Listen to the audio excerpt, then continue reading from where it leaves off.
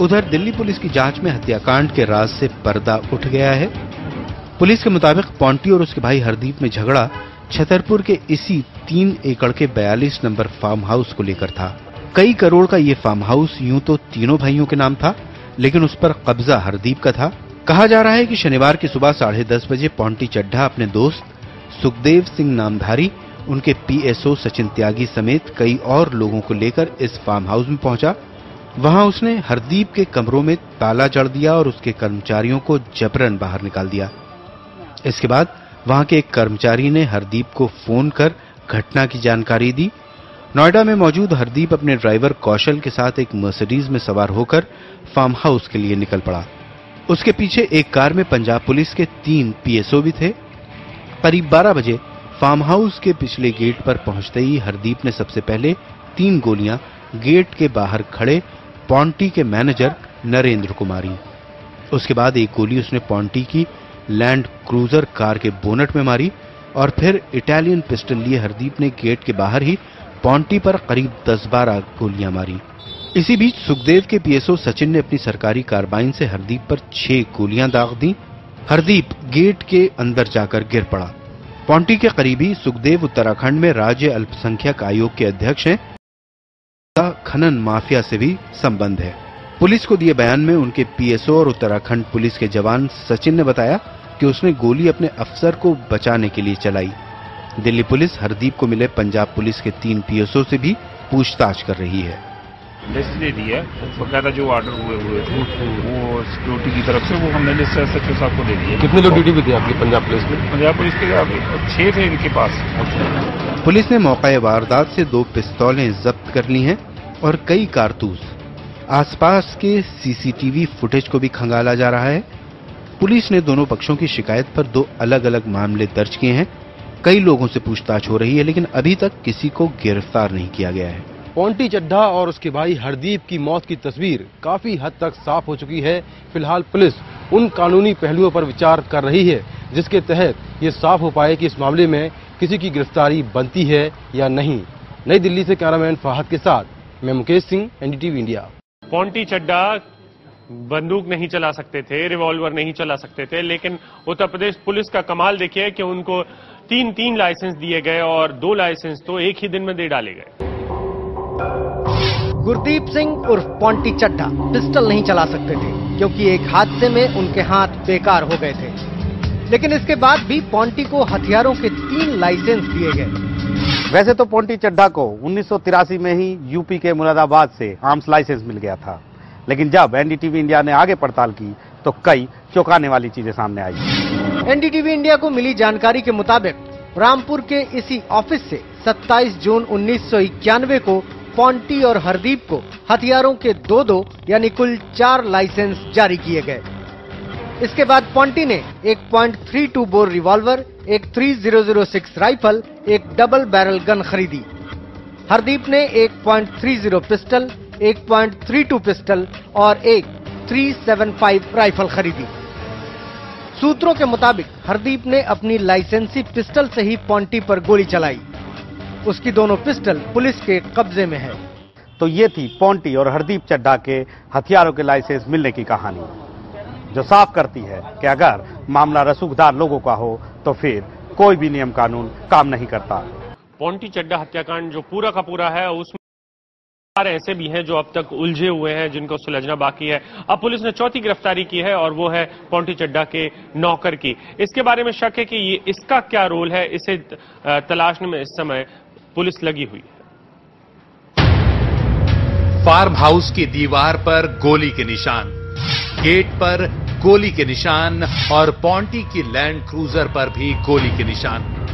बीते शनिवार करीब 12 बजे हुई इस फायरिंग में कौन कौन शामिल था, पुलिस इसकी तहकीकात में जुटी है। पुलिस इस नतीजे पर पहुंच चुकी है कि यह फायरिंग फार्म हाउस के पिछले गेट पर ही हुई थी। दीवारों पर गोलियों के निशान और इसी जगह पर पड़े खाली कारतूस पुलिस के लिए सिरदर्द बने हुए थे। लिहाजा दिल्ली पुलिस ने लगातार 2 दिनों तक मौके पर ही फोरेंसिक एक्सपर्ट और डॉक्टरों की टीम को बुलाकर क्राइम सीन को रिकंस्ट्रक्ट करने की कोशिश की। पुलिस के मुताबिक सुबह 11 बजे पोंटी के लोगों ने जबरदस्ती फार्म हाउस पर कब्जा कर लिया था। फिर करीब 12 बजे पॉन्टी अपनी लैंड क्रूजर में सुखदेव सिंह नामधारी, उसके पीएसओ सचिन त्यागी और मैनेजर फार्म हाउस के पिछले गेट पर पहुंचा। उसी समय हरदीप भी अपनी मर्सिडीज कार में वहां पहुंच गया। हरदीप ने सबसे पहले बाहर खड़े पॉन्टी के मैनेजर नरेंद्र को गोली मारी। फिर उसने लैंड क्रूजर के बोनट पर गोली दागी। इसके बाद पॉन्टी गाड़ी से बाहर निकलने लगा।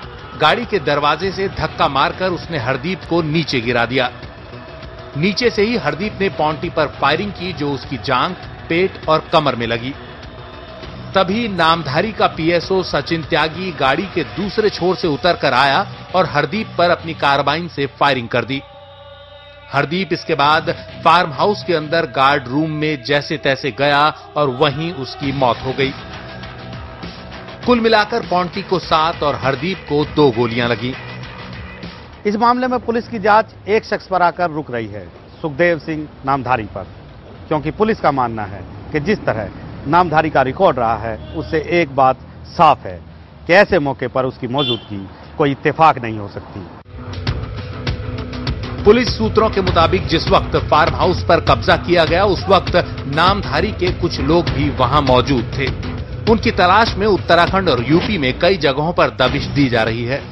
खुद नामधारी भी इस घटना के बाद से गायब है, जिससे उसके ऊपर सवाल और गाढ़े होते जा रहे हैं।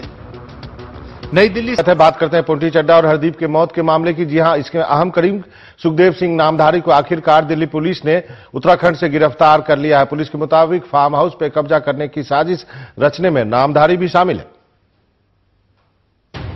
पॉन्टी चड्ढा और हरदीप की मौत का चश्मदीद और इस पूरे मामले की अहम कड़ी सुखदेव सिंह नामधारी।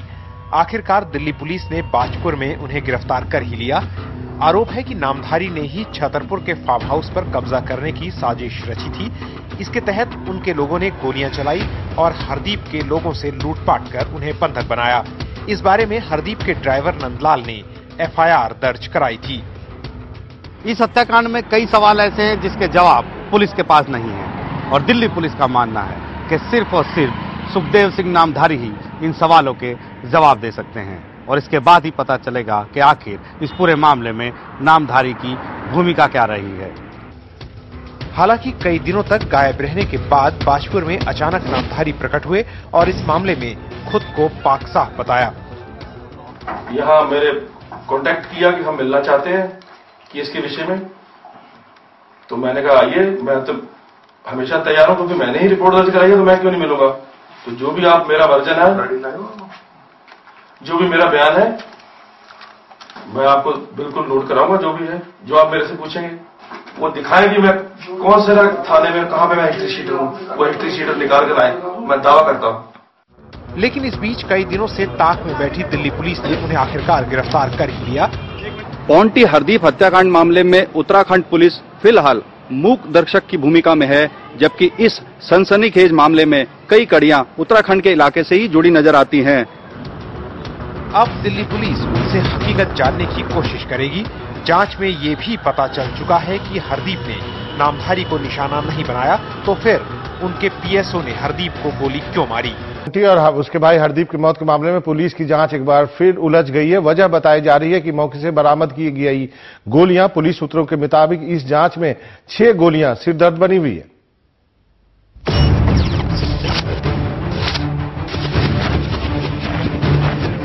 .30 कैलिबर की पिस्टल और ये .32 कैलिबर की पिस्टल, इस तरह की 2 पिस्तौलों का इस्तेमाल हरदीप ने किया। पुलिस ने हरदीप की कार से 122 कारतूस भी बरामद किए, यानी हरदीप पूरी तैयारी के साथ फार्म हाउस पहुंचा था। अब फार्म हाउस पर मिले कारतूस पुलिस की मुसीबत बन गए हैं। दिल्ली पुलिस के लिए अब भी एक बात पहेली बनी हुई है कि आखिर मौके पर कितनी गोलियां चली थी और गोलियां किस किस ने चलाई थी। पुलिस सूत्रों के मुताबिक इस मामले में एक पेंच है। हरदीप ने पहले .30 पिस्टल से सारी 10 गोलियां चलाई, लेकिन फिर भी उसकी पिस्टल में 3 जिंदा कारतूस मिले। इसके बाद हरदीप ने .32 की पिस्टल में मैगजीन लोड करने की कोशिश की, लेकिन प्लेट टूटने से सारी गोलियां गिर गई। लेकिन मैगजीन से 12 की बजाय 9 ही गोलियां बरामद की गई, यानी एक पिस्तौल से 3 गोलियां गायब और दूसरी में 3 गोलियों की मौजूदगी पुलिस की जांच को उलझा रही है। हालांकि पुलिस ने मौके से .30 बोर की 10 और पीएसओ सचिन त्यागी की कार्बाइन से चली 2 गोलियां बरामद की है। इस मामले में दिल्ली पुलिस अभी भी किसी फाइनल नतीजे पर नहीं पहुंच पाई है, इसलिए उसकी जांच के दायरे में हर पहलू और इस घटना से जुड़ा हर शख्स शामिल है। पुलिस ने नामधारी सचिन त्यागी, हरदीप समेत 10 लोगों के हैंड वॉश सैंपल फॉरेंसिक जांच के लिए भेजे हैं। पॉन्टी चड्ढा और हरदीप की हत्या के वक्त फार्म हाउस पर मौजूद सुखदेव सिंह नामधारी को 5 दिन के रिमांड पर भेज दिया गया है। दिल्ली पुलिस ने कल बाजपुर में गिरफ्तार करने के बाद नामधारी को आज साकेत कोर्ट में पेश किया। नामधारी ने गिरफ्तारी के बाद पुलिस के सामने बड़ा खुलासा किया। पुलिस की माने तो नामधारी ने कहा है कि उसने भी हरदीप पर अपनी लाइसेंसी पिस्तौल से गोली चलाई थी, लेकिन मीडिया के सामने उसने कुछ और ही कहानी सुनाई। नामधारी जी, आपने गोली चलाई थी क्या? ऐसी कोई बात नहीं है, ये अभी इन्वेस्टिगेशन का विषय है, पुलिस कर रही है। नहीं, बिल्कुल ऐसी गलत बात है। पुलिस के मुताबिक फार्म हाउस पर कब्जे की साजिश के पीछे असली दिमाग नामधारी का ही था। इसके लिए उसने खास तैयारी भी की थी। पूछताछ में नामधारी ने पुलिस को यह भी बताया है कि हरदीप को लेकर पॉन्टी चड्ढा काफी परेशान थे और उन्होंने ये भी कहा था कि हरदीप फार्म हाउस बेचना चाहता है। इसको लेकर नामधारी ने पॉन्टी के साथ फार्म हाउसों पर एक साथ कब्जा करने की योजना बनाई थी और इस योजना के तहत नामधारी अपने साथियों के साथ एक दिन पहले ही गाजियाबाद के गेस्ट हाउस में आकर रुक गए थे।